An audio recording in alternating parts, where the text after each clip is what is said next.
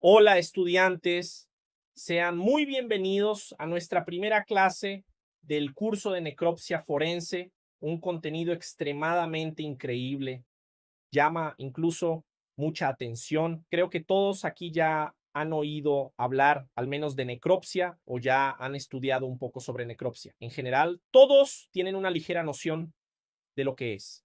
Y en este curso, en esta primera clase, vamos a abordar los conceptos iniciales de la necropsia. Vamos a trabajar las bases de lo que es la necropsia, también conocida como autopsia, pero hablaré de eso a lo largo de esta clase. Y antes de que empecemos, necesito pasarles un mensaje. Estudiante, es lo siguiente, son 4 clases, entonces vamos a pasar prácticamente una semana juntos, así que la clase será lunes, martes, miércoles y jueves. Entonces, ¿qué es importante que fijes en tu cabeza en este exacto momento?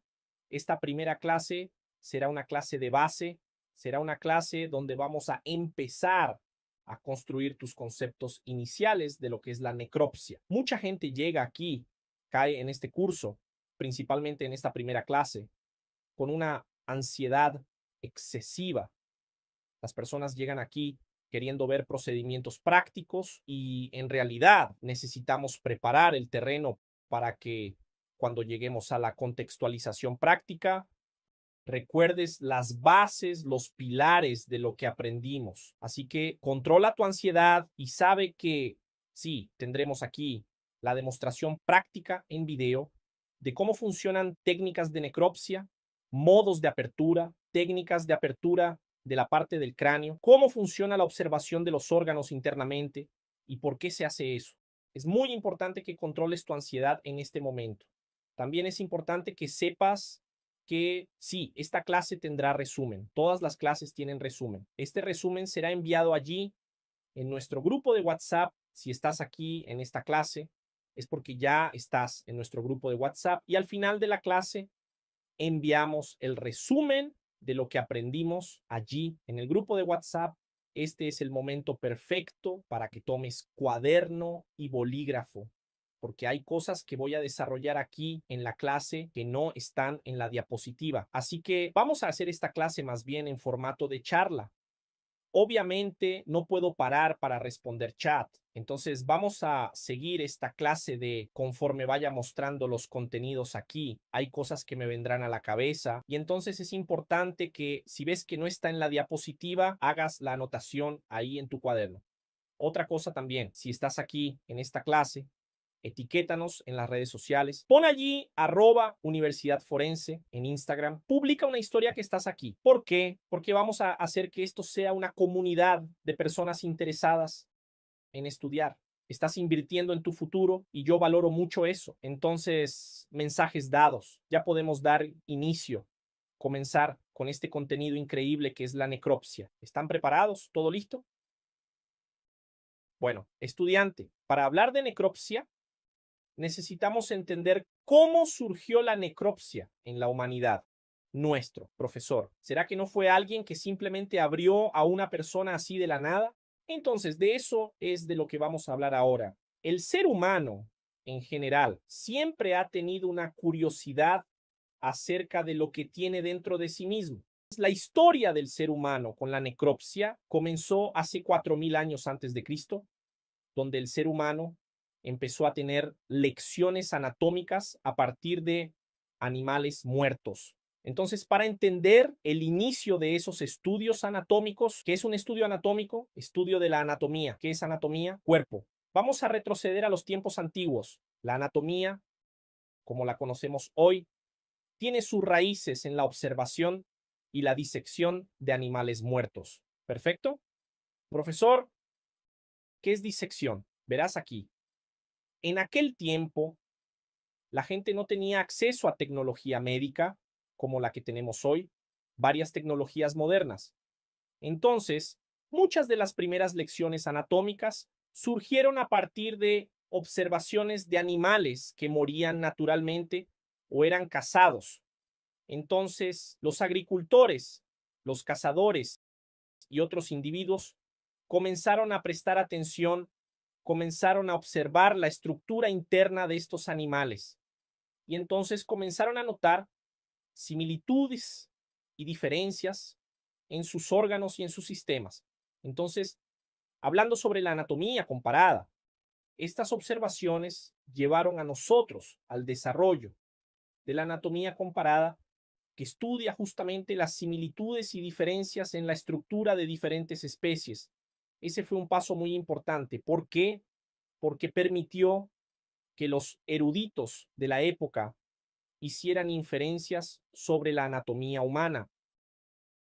Proporcionaba información vital, función de los órganos, la función de los tejidos, y todo esto fue esencial a la comprensión básica de la biología, no solo la nuestra, no solo la biología humana, sino la biología de los animales en su conjunto. Entonces, aunque estas observaciones puedan parecer un poco rústicas a los ojos modernos, miras y dices, nuestra, qué cosa más burda. Pero esto fue necesario. Esto dio la base para los estudios anatómicos que tenemos hoy. Entonces, la capacidad de entender la forma y la función de los órganos en diferentes especies llevó precisamente al avance de la medicina, al avance de la ciencia, que incluso permitió tratamientos más eficientes y hasta la prevención de enfermedades. Entonces, cuando miramos hacia atrás, a 4000 años antes de Cristo, vemos que hubo un viaje que llevó a esta sofisticación de la anatomía moderna que tenemos hoy, aún hablando estudiantes sobre el contexto histórico. Después de eso, tuvimos a los antiguos hebreos y tenían reglas alimentarias y también reglas de higiene. Y ustedes entenderán qué tiene que ver esto con la anatomía y principalmente con la necropsia. Entonces, tenían estas reglas relacionadas con la alimentación, incluyendo la prohibición de comer animales que murieran por sí mismos. Había regulación religiosa, entonces esa prohibición se puede ver como una precaución sanitaria y busca prevenir la ingestión de carne potencialmente enferma o contaminada. Era una forma de control de salud que protegía a esa comunidad. Esta práctica puede ser considerada una de las primeras formas de regulación de la salud pública. Mira qué locura. Y esto refleja, lógicamente, un entendimiento primitivo, pero es un entendimiento significativo que existe una conexión entre salud, higiene y enfermedad. Después de eso, partimos hacia el antiguo Egipto. En el antiguo Egipto se realizaba el embalsamamiento y también les gustaba mucho el estudio anatómico. Los antiguos egipcios mostraron mucho interés en heridas, en fracturas, y siempre intentaban relacionarlas con el estudio anatómico. Este enfoque en la anatomía refleja uno de los primeros esfuerzos para comprender la estructura humana. Y hablando de embalsamamiento, la técnica de embalsamamiento era avanzada en el antiguo Egipto. Creo que todos aquí saben que los egipcios son una referencia en embalsamamiento. Hay momias que se están descubriendo hasta hoy con un estado de conservación absurdo. Tenían tecnología en esa época. Entonces tenían esas técnicas de embalsamamiento. Era avanzado, pero esas observaciones no eran registradas ni vinculadas a enfermedades. Entonces estas técnicas también contribuyeron al entendimiento de la anatomía y fue una oportunidad de comprender enfermedades y lesiones más profundamente. Y ahí, partiendo de eso, después de ese evento, tuvimos la antigua India. Ahí vamos a hablar un poco de disección. Vamos a hablar de un tipo un poco extraño aquí, que es Sushruta. Entre el siglo IV y el siglo V, este Sushruta describió diversas manipulaciones y prácticas sobre cadáveres. Es conocido hoy como el padre de la cirugía en la India y tuvo varias contribuciones y describió varias técnicas quirúrgicas y también instrumentos que se utilizaban. ¿Ves? Entonces, siglo IV y ¿cuánto tiempo no hace eso? Entonces ya tenían ese proceso más o menos en el radar de la cirugía, que necesitaba intentar corregir algo que estaba mal. Ahí tuvo un impacto muy grande en la medicina. Su trabajo es considerado un hito en la historia de la medicina y de la anatomía, y también proporcionó una base para los futuros avances en ambas áreas. La primera necropsia, vamos a hablar de la primera necropsia. La primera necropsia registrada fue realizada en una persona llamada Agripina. Una mujer llamada Agripina fue madre de Nerón y fue en el año 59 de Baptismo de Cristo. Y también es un hito importante en el entendimiento médico y científico. Y la práctica de esa necropsia representó un cambio en el pensamiento médico y sugirió un movimiento hacia una investigación más objetiva y científica de la muerte y de las enfermedades. Y luego tuvimos, entre el año 1201 y 1302, 101 años de duración, comenzamos a tener una perspectiva de lo que era la necropsia forense. Y luego necesitamos hablar de dos personas aquí que fueron fundamentales en ese periodo. William de Saliceto y Asolino. En ese periodo se llevaron a cabo necropsias forenses por esos tipos. Entonces, esto señalizó el uso de la necropsia en la investigación general, que fue un gran avance en la medicina legal. Ahora vamos a saltar, si me quedo solo en este contexto histórico, vamos a pasar 20 minutos hablando de esto, y no es la intención. Esto aquí es solo para cuestiones de curiosidad. En el siglo XV, ¿quién ha oído hablar de Leonardo da Vinci? ¿Alguien ha oído hablar de él? Pues bien, Leonardo da Vinci y un hombre llamado Andrés Vesalio. Leonardo da Vinci realizó necropsias detalladas y fue entonces cuando comenzó a comprender mejor los dibujos anatómicos. Así que es un artista, necesitaba tener ese contacto con cadáveres para tener nociones de anatomía. Incluso hay varias obras de él que pueden apreciar, incluso haciendo una búsqueda en Google, que mira, en cuestión de dibujo muscular es algo absurdo, parece que para una persona lega, no sabes cuáles son las divisiones de los músculos, y él tenía una maestría para hacer eso, un talento gigantesco unido con mucho estudio también. Y entonces Andrés hoy es considerado el padre de la anatomía moderna, revolucionó la comprensión de la anatomía humana porque hacía disecciones detalladas y hacía ilustraciones bastante precisas. Profesor Rodrigo, ¿qué es disección? La disección es lo siguiente. Supongamos que tengo una mano. Aquí está mi manita.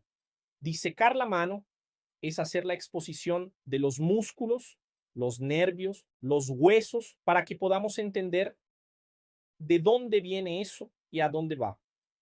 Si buscas en Google también disección, verás algunas imágenes que aparecen ahí en la búsqueda, justo de la estructura. Si ves una imagen de un cuerpo, verás que habrá algún lugar que estará disecado. La disección viene para que podamos tener una observación más amplia de esa pieza. Puede ser una pieza, puede ser un tejido, puede ser un cuerpo en algún lugar específico.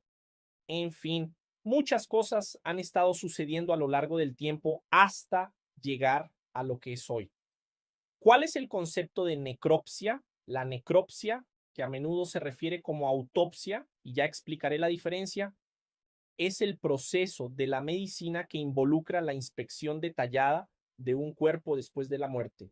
Vas a hacer una investigación en el cuerpo. ¿Por qué es importante esta práctica? Para que entendamos cómo funcionan las enfermedades, es importante para la cuestión de investigación forense, es importante para el avance de la medicina. Cuando surge una enfermedad nueva, por ejemplo, COVID, ¿cómo podemos estudiar la acción de un virus, la acción de un patógeno? ¿Qué causa en el cuerpo? Solo hay una manera de hacer eso, y es justamente abriendo el cuerpo y viendo el resultado que eso causó, el daño que eso causó. Entonces vamos a explorar un poco más los diferentes aspectos y también vamos a hablar de las terminologías relacionadas con la necropsia. Primera cosa, necros significa muerte.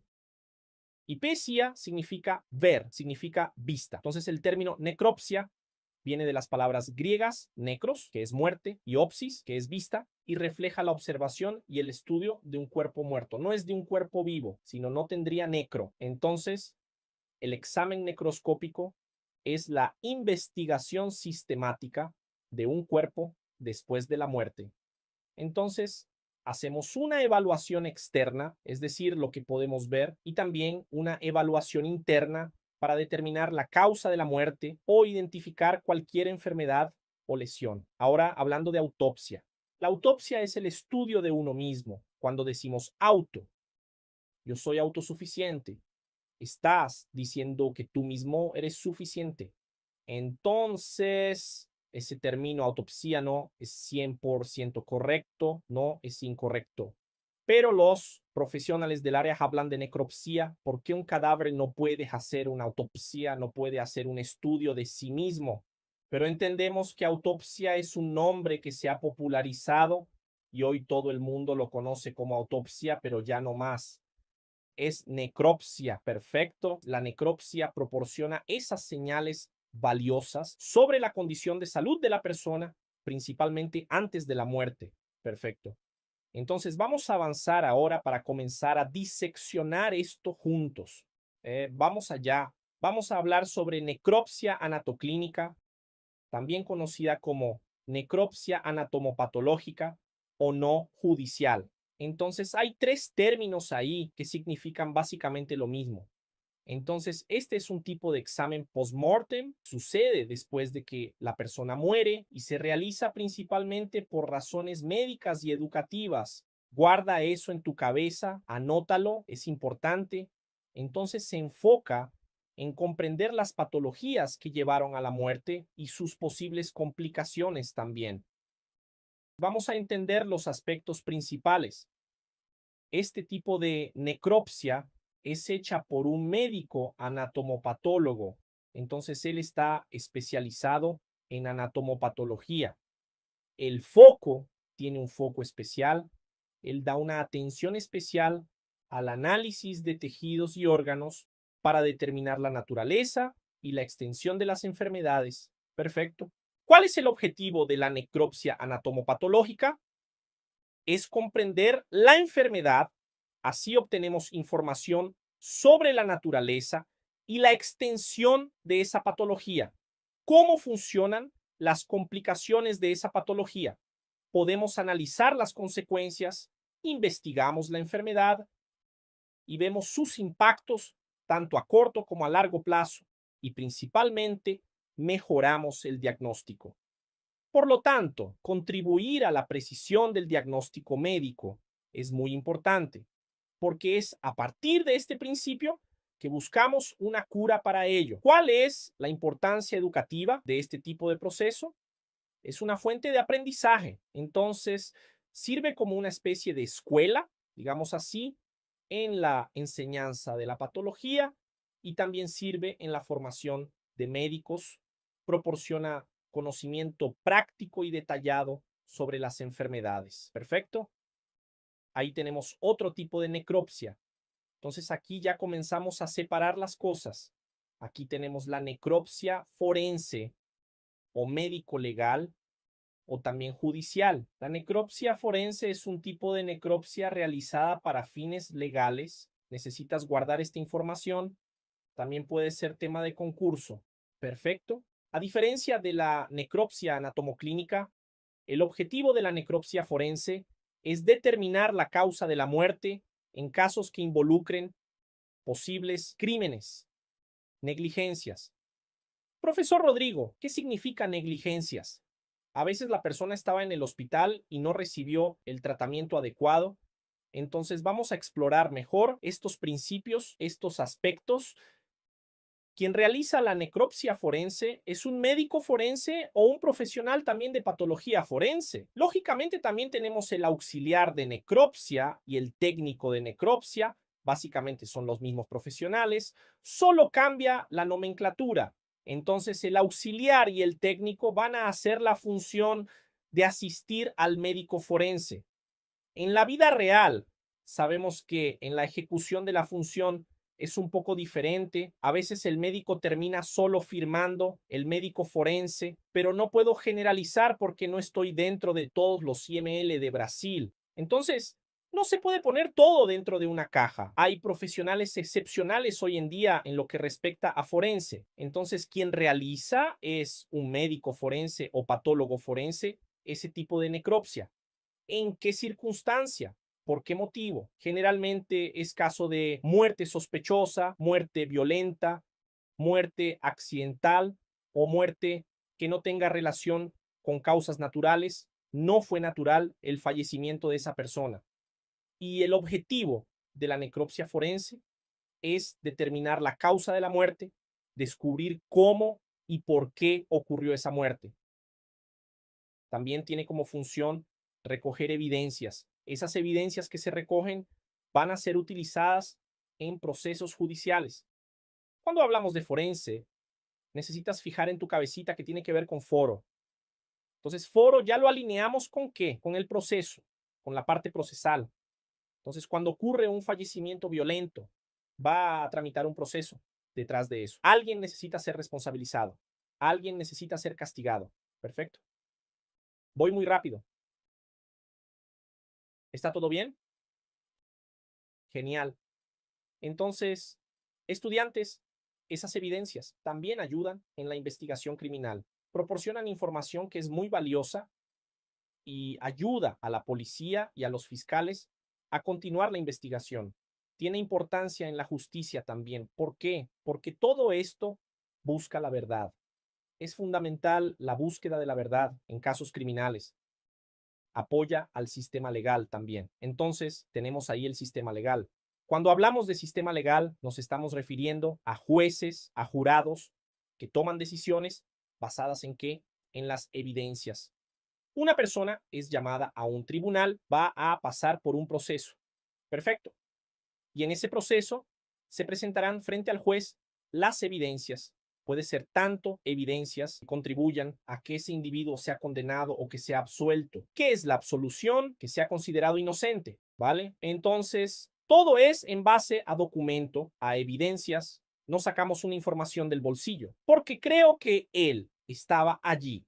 Si es un caso de un asesinato, estaba allí y fue solo una coincidencia, iba a otro lugar. No, todo es con base en documentación.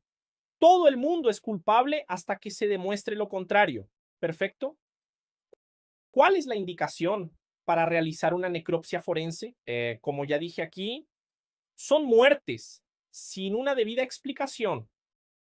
De repente, incluso durante una hospitalización, ¿verdad? Cuando una muerte ocurre inesperadamente, durante una estancia hospitalaria sin una causa clara, entonces investigamos esas muertes para identificar posibles errores médicos, reacciones adversas, tratamientos o condiciones médicas que no fueron diagnosticadas. Estás allí hospitalizado y de repente un médico, bueno, no un médico, una enfermera, administra incorrectamente un medicamento. Incluso hay algunos escándalos absurdos que ocurren en este ámbito hospitalario. Alguien que va a operarse una pierna y entonces operan la otra pierna y tú te quedas como, ¿cómo es posible? Eso es un error médico gravísimo. Necesita ser sancionado. Entonces, alguien se equivocó en ese formulario, en el llenado de ese formulario y debe ser responsable, ¿vale?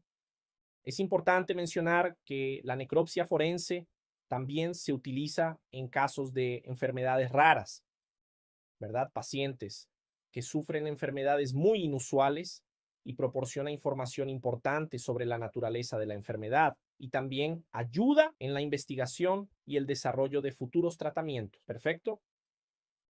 La necropsia forense también es necesaria para pacientes que se sometieron a protocolos de investigación clínica. La persona estaba allí sometiéndose a un tratamiento que es nuevo en el mercado. Firmó un consentimiento para someterse a una investigación clínica. A veces estas personas mueren y estas muertes ocurridas en pacientes involucrados en ensayos clínicos tienen un contexto forense. Perfecto. Necesitamos entender cómo el tratamiento experimental afectó a ese paciente, cómo contribuyó a la seguridad y eficacia de los futuros tratamientos médicos. La necropsia forense también es necesaria en el caso de muertes perinatales e infantiles tempranas.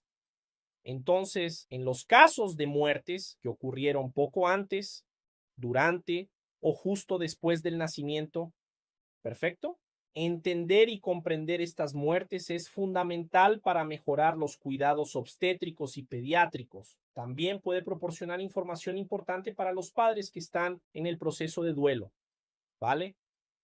Y finalmente, la necropsia forense también se utiliza en un caso de fallecimiento donde la persona no tuvo un diagnóstico clínico confiable. Cuando la muerte ocurre sin un diagnóstico clínico claro o confiable, entonces entra, ¿vale? Esto ayudará a resolver las cuestiones médicas y proporcionará un detalle a los familiares, ¿vale? Apareciendo ahí en la pizarra para ustedes, ¿no? ¿Cuáles son las indicaciones de la necropsia forense? Muerte violenta, solo recapitulando, muerte violenta, muerte de causa sospechosa, muerte natural, pero con antecedentes patológicos, muertes evidenciadas. Entonces, dividimos este proceso, ¿vale? Va para la necropsia forense solo muerte violenta y muerte de causa sospechosa. Entonces, muerte natural con antecedentes patológicos y muertes evidenciadas no entran en el proceso de necropsia. Luego irá a otro campo que se llama SIBO, pero hablaré de eso un poco más adelante en esta clase, si no es mucha información, y empezaré a confundirlos. Bien, hasta aquí todo bien. Genial. Entonces, permítanme solo tomar mi agua.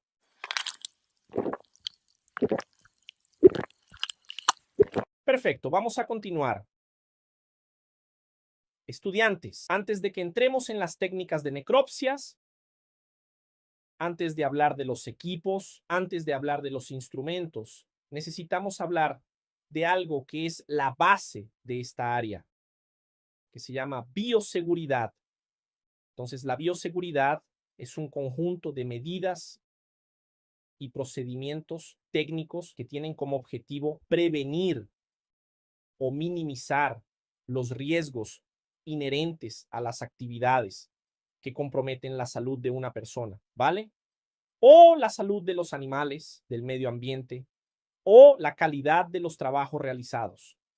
Entonces, en el contexto de la necropsia, esto incluye prácticas seguras para manejar, almacenar, desechar fluidos humanos o de animales, así como proteger al personal involucrado en el trabajo contra exposiciones potencialmente nocivas. Porque el cadáver, estudiantes, cuando hablamos de cadáver, estamos hablando de un alto grado de riesgo de contaminación.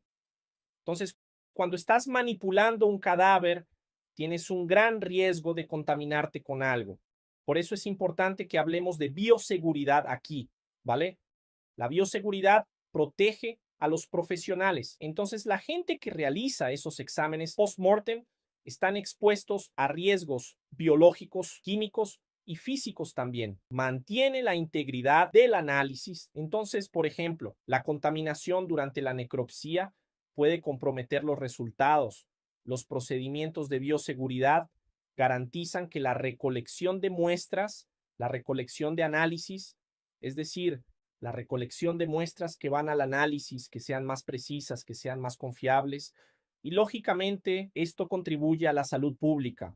Rodrigo, espera ahí. Y yo pensaba que los protectores auditivos. Entonces, la bioseguridad en la necropsia también protege la salud de la comunidad en general. Imagina, vas al trabajo y de repente te contaminas con algo, con algún patógeno que contrajiste del cadáver. Luego vas a tu casa y allí tienes contacto con tus hijos. En tu casa también tendrás contacto con la persona que es tu pareja. Y eso puede traer un efecto dominó, una contaminación gradual en masa. Ahí está el COVID de nuevo utilizado como ejemplo de contaminación masiva. Una persona transmite un patógeno a al menos otras 20 personas en el ambiente laboral o personal, va a salir con amigos. Siempre hay riesgo de transmisión. La bioseguridad es importante en este aspecto para evitar ese tipo de situaciones. ¿Cuáles son los principales desafíos que requieren atención cuando hablamos de bioseguridad? Por ejemplo, el riesgo químico. Tener una exposición a sustancias tóxicas utilizadas en la preservación o coloración de tejidos es un problema. Tenemos riesgos ergonómicos y físicos, lesiones relacionadas con el uso repetitivo de instrumentos, el uso repetitivo de equipos o la exposición a condiciones ambientales inadecuadas. Todo eso es un problema. Entonces vamos a comenzar a entrar un poco más en la bioseguridad. Ahora vamos a hablar sobre los equipos de protección individual en la necropsia. ¿Cuáles son los equipos necesarios que estos profesionales necesitan utilizar para evitar la contaminación, para hacer la manipulación de órganos y fluidos corporales que pueden contener agentes infecciosos y ofrecen riesgos para la persona. Entonces, los EPIs, que son los equipos, EPI es una sigla, equipo de protección individual, es una parte central de esa seguridad. Por ejemplo, ¿cuáles son los principales EPIs? ¿Cuáles son los principales equipos de protección individual que se utilizan en la necropsia y su función? Es importante explicar esto aquí para ustedes también. Primero, tenemos el delantal, también conocido como capote impermeable. Entonces, este ítem protege nuestro cuerpo contra la exposición a materiales potencialmente infecciosos, porque es un material que es impermeable y esa impermeabilidad es importante para evitar que sustancias penetren en el tejido. Mucha gente pregunta así, profesor Rodrigo, ¿se utiliza bata en la necropsia? No se utiliza bata. ¿Sabes por qué no se utiliza? Porque el tejido de la bata es un tejido que es permeable. Entonces, si una gota de sangre tiene contacto con el tejido, va a ocurrir una absorción. Entonces, no usamos bata en necropsia a menos que vayas a manejar un cadáver que está preservado, que todo el mundo tiene certeza.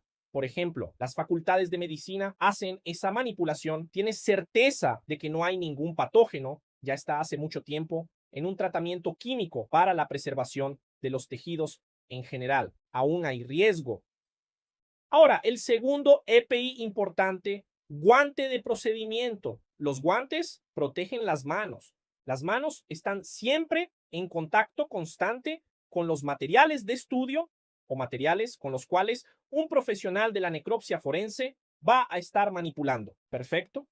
Entonces, la combinación de guantes de procedimiento y también guante resistente a cortes es importante usar porque puedes cortarte con bisturí.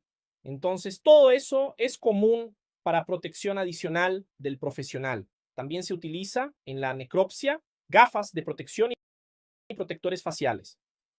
Entonces, protegen los ojos y la cara contra salpicaduras, reduce el riesgo de exposición ocular y agentes infecciosos. ¿Sabes cuando algo cae en tu ojo? Es lo mismo que ponerlo en la boca. No hay ninguna diferencia. El acceso de ese patógeno va a ser igual que si lo ingirieras o no. Por eso es importante el protector facial. También tenemos la máscara facial o también conocida como respirador en algunos estados. Y es del tipo N95. Ustedes saben que hay varios tipos de máscaras faciales y esa máscara del tipo N95, ella realiza una filtración del aire. Esa filtración del aire es crucial para prevenir la inhalación de algún tipo de gas que pueda ser potencialmente peligroso.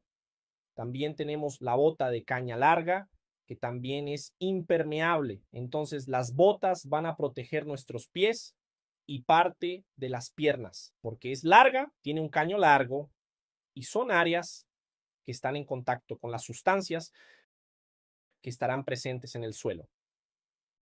También se utilizan protectores auditivos. Entonces se utilizan cuando se necesitan equipos ruidosos, ayudando a preservar ¿qué? La audición del profesional. Rodrigo, espera ahí. Y yo pensaba que los protectores auditivos, los protectores de oreja, eran usados solamente en industrias. No, porque a veces los profesionales de la necropsia necesitan usar algunos equipos que son ruidosos. Entonces, a veces una sierra automática generalmente no se usa. Se usa la sierra manual porque la automática hace un desastre y hay riesgo de contaminación. Pero depende, ¿no? La gente del área médica, especialmente en ortopedia, si no sabías esto, ellos usan taladros, amigo.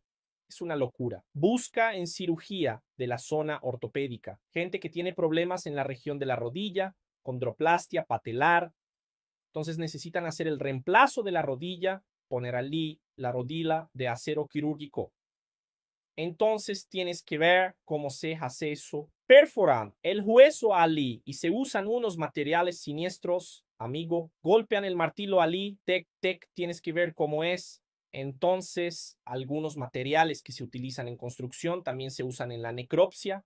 Pero vamos a abordar eso un poco más adelante También tenemos las gorras. La gorra impide lo básico, impide que el cabello entre en contacto con sustancias y también retiene partículas. Entonces, una profesional femenina, aunque no tiene que ser femenina, puede ser un hombre también que tenga el cabello largo, cabellos largos, va allí y termina pasando por algún fluido y luego eso se queda, no funciona. Hay que usar gorras, ¿vale? Y ahora, estudiantes, vamos a hablar ahora de la selección, el uso, el mantenimiento y el descarte de estos equipos de protección individual, porque si no los vas a guardar, ¿no? Algunos son reutilizables, otros no. Entonces, es crucial que elijas el EPI apropiado, basado en los riesgos potenciales involucrados en cada necropsia, ¿no? Eso puede variar dependiendo de la causa de la muerte o de las enfermedades conocidas de ese cadáver, porque generalmente cuando un cuerpo llega para una necropsia tienes más o menos una idea de dónde viene. Es una muerte violenta, creo, no puedes estar seguro de nada, pero creo que no hay ningún patógeno. Ahora era una persona que estaba internada, ¿no? Entonces, todo eso requiere cierto cuidado, entrenamiento, ¿no? Necesitas tener un entrenamiento adecuado para asegurar que esos EPIs sean usados correctamente. Necesitas saber cómo ponértelos, cómo quitártelos sin contaminación cruzada. Por ejemplo, la persona vaya a hacer la remoción de guantes. Ah, quita de un lado, quita del otro. No, hay una manera correcta de quitar los guantes. Entonces, primero haces la retirada de este lado y luego haces la del otro lado, pero sin volver el contacto allí con el guante. Incluso hay videos allí, si quieres buscar en YouTube, cómo lo hace el personal de enfermería, que es pro en esto, para evitar la infección, la contaminación cruzada. Mantenimiento de los EPIs, entonces el mantenimiento regular de estos EPIs asegura que estén en buenas condiciones. ¿No? Necesitas saber dónde descartar también. Tiene que haber un descarte adecuado para evitar la propagación de la infección. Si trabajas en un ambiente laboratorial, no vas a tomar el guante o llevarlo a tu casa y tirarlo en la basura tradicional, porque eso da un problema. Perfecto. Entonces, es residuo biológico. No puedes descartarlo en un recipiente que no sea adecuado para el tratamiento posterior. Entonces hay que tener mucho cuidado. Perfecto. Vamos a entrar en un tema ahora, estudiantes, del control de infección y desinfección en la necropsia. El control de infección y desinfección es algo que requiere mucha atención y también cuidados específicos, ¿vale? Primera cosa, limpieza y desinfección de superficies e instrumentos. Tú que trabajas en un ambiente laboratorial, necesitas seleccionar el desinfectante adecuado para la situación específica. Además del alcohol y el hipoclorito, tenemos otras opciones también dependiendo del tipo de microorganismo que estás tratando de eliminar. Entonces, lógicamente, vas a actuar en un ambiente laboratorial. Ese ambiente laboratorial ya tendrá reglas establecidas, pero es importante que veas si esas reglas establecidas están de acuerdo con la literatura científica, ¿no? Si está dentro de las recomendaciones de las autoridades sanitarias. Estamos hablando de necropsia aquí, pero vamos a salir un poco de eso. Hay empresas que se ocupan de esa parte laboratorial que no proporcionan los equipos necesarios para que el profesional allí al frente de los procedimientos mantenga su salud preservada. Eso es importante porque es pasivo incluso de proceso, ¿no? Entonces, a veces la empresa no proporciona el equipo necesario o está poniendo una sustancia para que desinfectes una mesa donde el cadáver descansa para ser analizado y no es compatible con el proceso de asepsia. Limpieza regular. Antes de desinfectar las superficies, deben limpiarse con detergentes adecuados, golpe, suelo y otros lugares que puedan haber estado expuestos a material biológico. Claro que cuando hablamos de IML, probablemente habrá alguien allí que trabajará con la desinfección allí para desinfectar, en este caso, el ambiente laboratorial. Entonces, pero es importante estar atento a esto, porque a veces podrías estar poniendo tu vida en riesgo y no lo sabes. Luego viene la parte de desinfección de los instrumentos utilizados en la necropsia. Así que Desinfectar los instrumentos después de cada uso es fundamental. Método, por ejemplo, autoclave. Ustedes no saben lo que es autoclave, pero es un aparatico que realiza el proceso de desinfección de los instrumentos. Es una opción común, entonces también debes seguir las directrices específicas para asegurar que todos los agentes patógenos sean destruidos.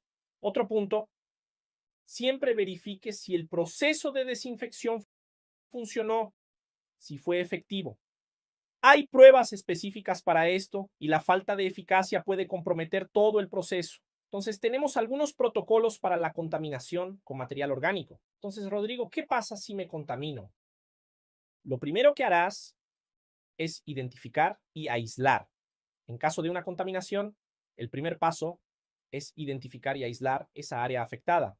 Vas a avisar a tus colegas. Mira, aquí salió mal. Chico, no te acerques. Vas a eliminar ese material. Usarás, lógicamente, herramientas apropiadas y procedimientos específicos para la eliminación, y esto es crucial para evitar la propagación de la contaminación. Hay algunos patógenos que te hacen sentir mal casi inmediatamente, tu cuerpo da señales, entonces siempre necesitas estar atento a eso. Hay gente que está ansiosa por ver las prácticas, calma. Recuerda que dije que esto es solo la base, es solo la punta del iceberg.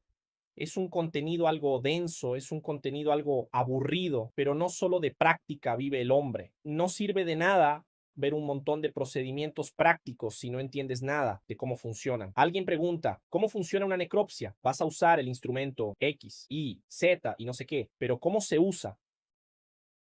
¿Cómo se agarra el instrumento? ¿Vas a estar usando algún instrumento auxiliar? ¿Cómo te comportas en el laboratorio? Son cosas que son fundamentales. Recuerda que dije es la base. A partir de la segunda clase entraremos en un contexto más práctico. Habrá prácticas en la clase 2, pero no abandones esta clase porque este contenido es de extremo valor. Montamos este material y perdimos horas y horas haciéndolo para traértelo gratuitamente. Entonces no tiene costo. Todos los contenidos que estamos impartiendo aquí, que estoy presentando para ustedes, se enviará el material de resumen en el grupo. Tendrás acceso a todo, solo, como decimos al inicio de la clase. Solo el certificado es opcional, pero valora este contenido, porque todo esto que estoy exponiendo aquí para ustedes lo encuentras en internet hasta cierto punto, pero lo valioso aquí es que la información está organizada. Entonces estoy pasando en formato de curso mismo. Por eso es importante que absorbas. Estudiantes, antes de que sigamos con el contenido, quiero aprovechar para aclarar algunos puntos importantes del curso, incluyendo un regalo exclusivo para quienes están acá en esta clase hoy. Como saben, ayer en el grupo abrí la oportunidad para quienes quisieran obtener la certificación de forma anticipada y me pone muy contento que decenas de personas ya hayan adquirido el documento que certifica que estudiaron conmigo. Ahí explicamos que nuestra institución está legalmente registrada en el Ministerio de Educación y mencioné que nuestros certificados tienen varios códigos QR, uno de los cuales dirige al sitio de consulta pública, donde su nombre quedará registrado de forma permanente, asegurando la autenticidad de su formación. Aún así, hay personas que no comprenden la seriedad de nuestro trabajo. Hoy en día hay muchos cursos impartidos por gente que ni siquiera tiene una formación profesional. En nuestra institución seguimos todos los mecanismos y requisitos exigidos por los organismos reguladores para emitir estos documentos. Sé que algunas personas pueden pensar que simplemente cambiamos los nombres de los estudiantes en los certificados, pero eso está muy lejos de la realidad. Si fuera así, todo sería mucho más fácil.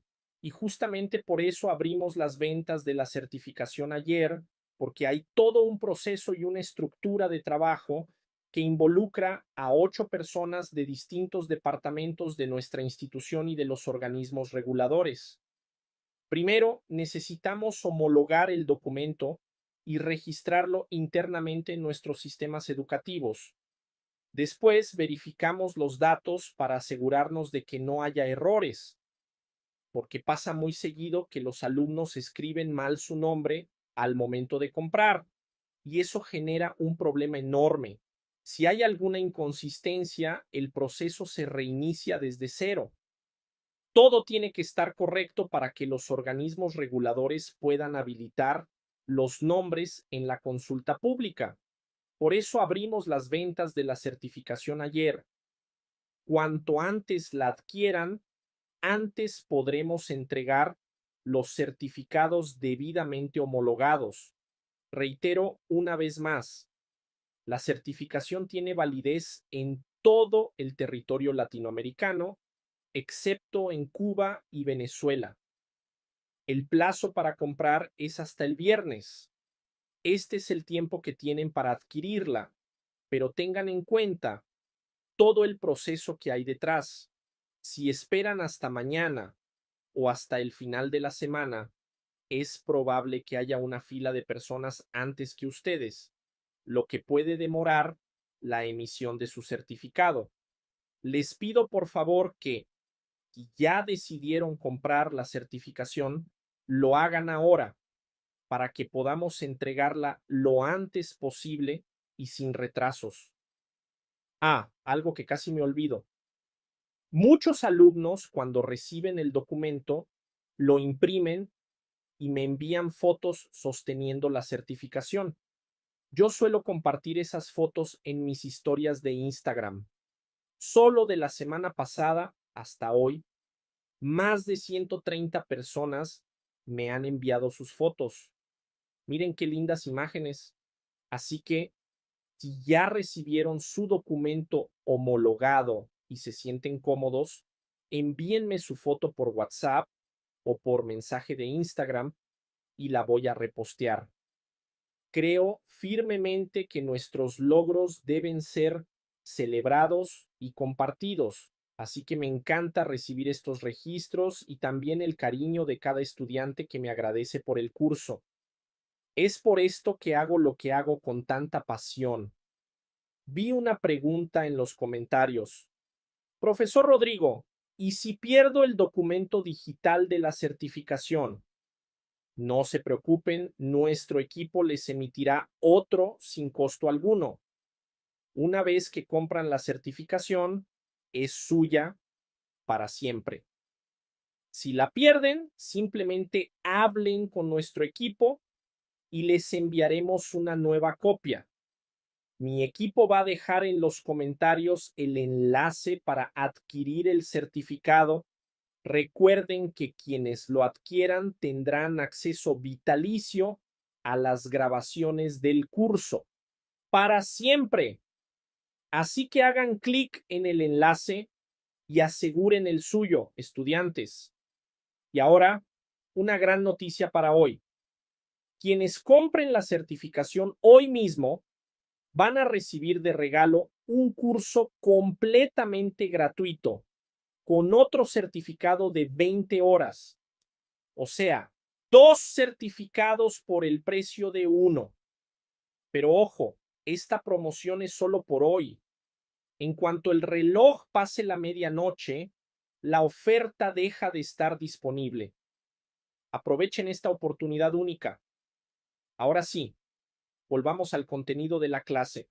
Como les decía, estudiantes, continuando aquí, van a hacer la desinfección de esa área contaminada. Para evitar futuras contaminaciones, debe hacerse con desinfectantes específicos. Van a hacer la prevención de exposiciones futuras. Entonces, vas a evaluar qué causó esa contaminación. Haciendo la evaluación, vas a implementar medidas para evitar que eso suceda. A veces esas medidas ya existen, pero el profesional que está allí haciendo el procedimiento muchas veces acaba siendo negligente con algunas cosas. Comienzas a relajarte con el tiempo. Déjame poner este espectáculo aquí en la batería porque ya está acusando que la batería está acabando y no queremos que la clase de repente caiga. Listo. A veces el profesional es negligente, entonces tienes que tener cuidado. Vas a hacer la gestión de esos residuos biológicos ¿Qué es la gestión de residuos biológicos? Vas a hacer la recolección y el almacenamiento seguro. Necesitas almacenar adecuadamente esos residuos. ¿Por qué? Porque eso evita riesgo a la salud de los profesionales, de ti que estarás al frente del procedimiento, y también al medio ambiente. Vas a hacer la clasificación de los residuos. Entonces, ese es un paso fundamental que permitirá el tratamiento adecuado para cada tipo de residuo. Ahí viene la parte del tratamiento y descarte apropiado, que vamos a seguir las regulaciones locales. Tiene la parte de documentación también. Siempre vas a mantener esas cosas registradas, detalladas, lo máximo posible, para cumplir también la cuestión de la regulación y también la cuestión de rastreabilidad. Entonces, todo eso forma parte de este contexto de la bioseguridad en general. Perfecto. Estudiantes, durante la necropsia, el manejo del cadáver puede exponerte a varias enfermedades infecciosas. Voy a delinear para ustedes aquí algunos de los principales grupos de enfermedades infecciosas que pueden estar presentes en esos cadáveres. Tenemos aquí el primer grupo, que es de enfermedades virales, por ejemplo, VIH o SIDA. Entonces, el virus de inmunodeficiencia humana, que es el VIH, puede estar presente en la sangre y otros fluidos corporales. También tenemos la hepatitis B y C. Estos virus pueden ser transmitidos a través del contacto con sangre infectada también. Y luego tenemos el SARS, MERS y COVID-19, que son virus respiratorios. Estos virus respiratorios pueden ser un riesgo, especialmente si hay material pulmonar manipulado. Si vas a hacer la necropsia, vas a tener contacto con el pulmón, eso es un problema. Tenemos otra categoría aquí, que son las enfermedades bacterianas. Tenemos la tuberculosis, que es la bacteria Mycobacterium tuberculosis. Ese es el nombre científico de esta lindura. Esa bacteria puede ser liberada durante la manipulación también de los pulmones. Por ejemplo, sífilis. La sífilis ya es causada por el treponema pálido, entonces también puede estar presente en varios tejidos de ese cadáver. Tenemos también el anthrax. El anthrax es una preocupación en algunas regiones específicas, principalmente si el cadáver es de un individuo expuesto a esta bacteria. Entonces, todo eso forma parte de ese segundo grupo. Tenemos un tercer grupo, que son las enfermedades fúngicas que el cadáver puede transmitirte. Entonces aquí empezamos a entender que antes, incluso de que pongas tus manitas en el cadáver, será extremadamente necesario que hagas uso asiduo, uso sin fallas de esos equipos de protección individual. Rodrigo, ¿cuáles son esas enfermedades fúngicas? Tenemos la aspergilosis. Entonces, la aspergilosis es debido a la manipulación también. Si es un cadáver contaminado, también puede ser durante la manipulación de los pulmones. Candidiasis. Entonces, si el individuo estaba inmunocomprometido, ese virus de la candida, por eso se llama candidiasis, también puede ser encontrado en varios órganos. Tenemos un cuarto grupo, que son las enfermedades parasitarias. Enfermedades parasitarias ya sería, por ejemplo, malaria. Entonces, la malaria también puede ser contraída a través del contacto con sangre. Tenemos la leishmaniosis. Entonces, esa enfermedad es causada por protozoos del género Leishmania y puede ser transmitida a través del manejo inadecuado de los tejidos infectados.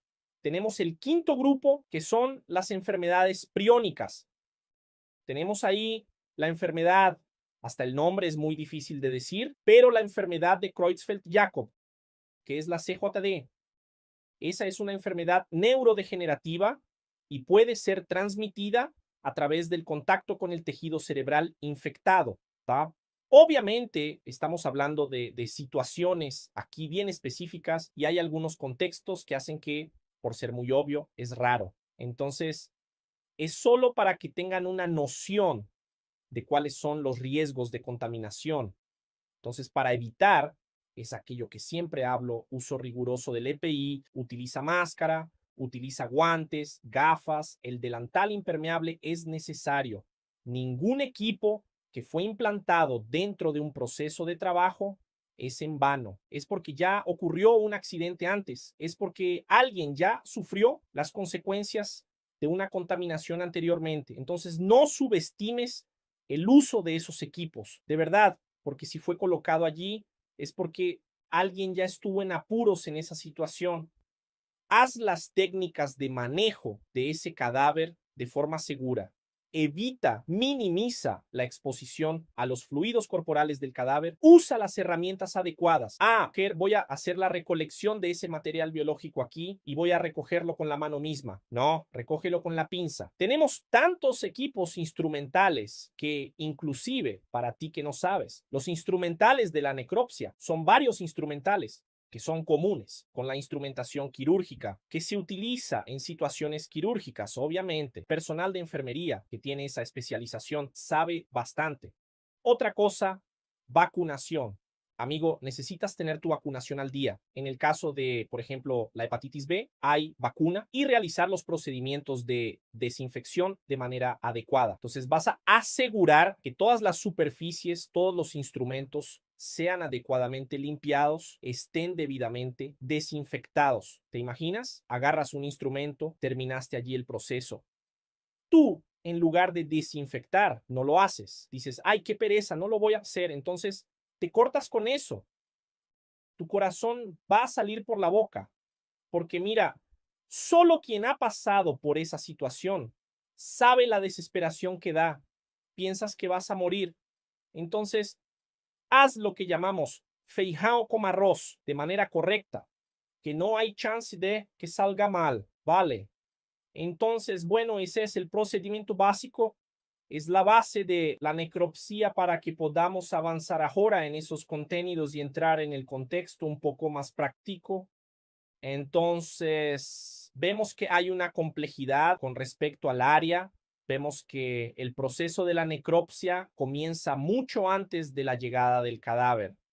Hay una preliminar que necesita ser debidamente hecha para que el procedimiento ocurra dentro de la expectativa de lo que se esperaba, tanto por el IML, donde se realiza la necropsia, como por ti también que estabas esperando realizar ese procedimiento. Perfecto. Bien, estudiantes, entonces hemos llegado al final de esta primera clase introductoria de necropsia. Mañana abordaremos, para ti que estás curioso, hablaremos sobre los instrumentales utilizados en la necropsia y entonces entraremos sí en el contexto práctico. Verán algunas cosas conmigo. También veremos que la necropsia se divide en 4 fases principales. Entonces entenderemos cuáles son los instrumentos y procedimientos específicos en la craniotomía y hablaremos un poco sobre el bloque de apoyo de la necropsia. Perfecto. Mañana hay clase práctica, pero lo práctico de verdad comenzará en la tercera clase. Pero la clase de mañana es extremadamente necesaria porque veremos cómo funciona la división y los instrumentales siendo ejecutados allí en un cadáver real. Y te estoy esperando aquí, tú que llegaste al final de esta clase. Muchas gracias. Seguramente tuviste que avisar a tu familia que ibas a tener un compromiso con tu conocimiento hoy. Y aprovecha y ya toma ese screenshot aquí de nuestra clase. Voy a dar una sonrisita aquí para que tomemos ese screenshot juntos. 3, 2, 1. Eso es, etiqueta en las redes sociales, etiqueta allí en Instagram que vamos a repostear. Y es importante hacer eso porque creamos una comunidad de personas que aprenden que estudiar no es aburrido. Todo depende del profesor que está al frente de esa enseñanza. ¿Perfecto? Estudiantes, un fuerte abrazo para ustedes y los espero a todos en la clase de mañana. Nos vemos.